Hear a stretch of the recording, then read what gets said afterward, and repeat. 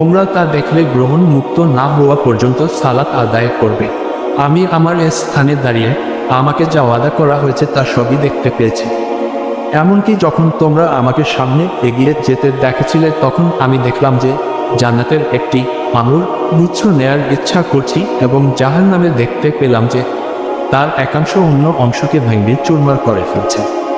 আর যখন তোমরা আমাকে পিছনে সরে আসতে দেখেছিলে আমি দেখলাম সেখানে ইবনু লুহাইকে যে সাইবা এক প্রথা প্রবর্তন করেছিল, এক বহুবচন, এক বচনে অর্থ বিমুক্ত, পরিত্যক্ত, বাধনমুক্ত।